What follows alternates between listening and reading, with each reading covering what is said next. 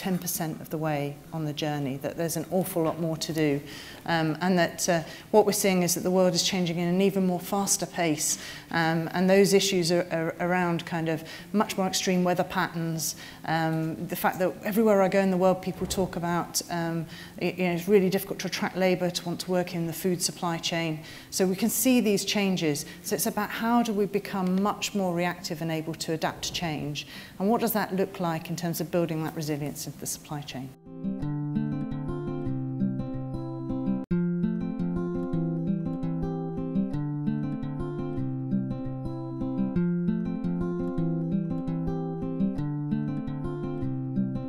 And one of the challenges that I'm hearing from Ian and Louise is that you've got supply chains where frequently your relationship is very much a purchase and supply. So this particular project really is an opportunity to scale up the application of efficient cook stoves. You create resilient communities that then provide labour, that might be providing or supplying directly into your supply chain, but it's a wider brief.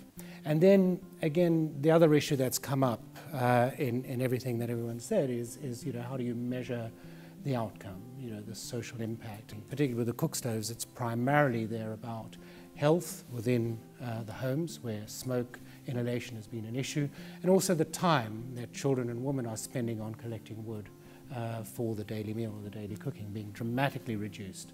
So these are benefits that you can then measure and feedback.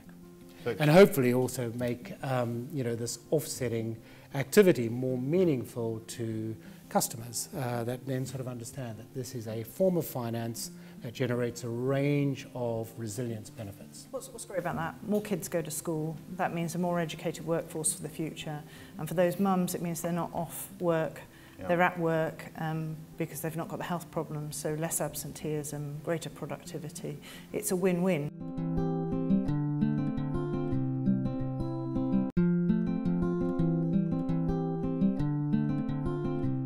So now the discussion has become with that single farmer, not PepsiCo's requirements, but the collective effort. And whether it's Walmart or Marks and Spencer's or Unilever, it doesn't matter.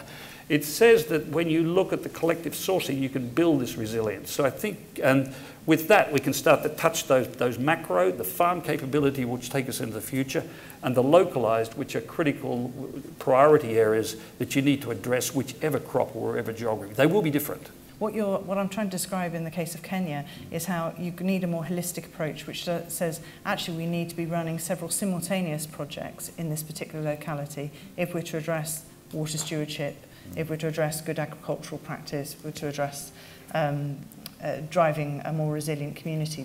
And actually that's about finding the right partners to join in a collaborative project. And in some cases it'd be about finding the right partners, like working with Jonathan, or it might be finding the right partners about working with Pepsi. So I think what we're saying is this is not about a Marks and Spencer solution, it's about working collaboratively with others to transform and take things to scale.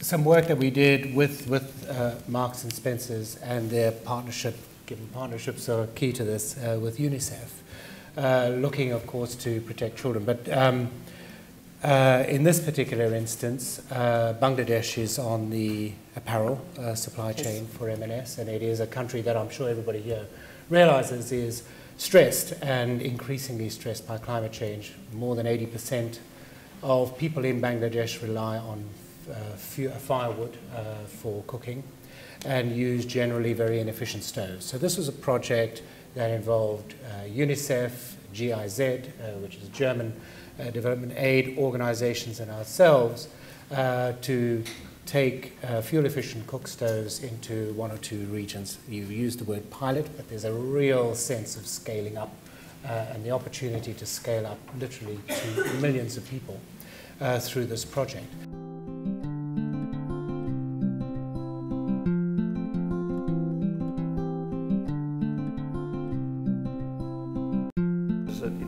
The market restructuring that could take place in the last 10 years, as we all look for this visibility, and the consumer gets more interested is where is my food coming from.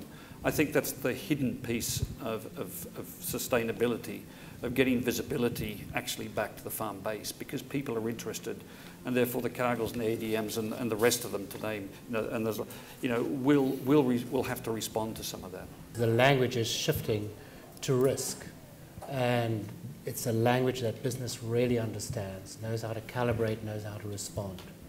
So climate change, for an example, or biodiversity loss doesn't have the same impact as the risk of disrupting a supply chain, a food supply chain, or a whole community's ability to earn a living. So I think that's, that has changed dramatically and got many, many more corporates involved in a very positive way.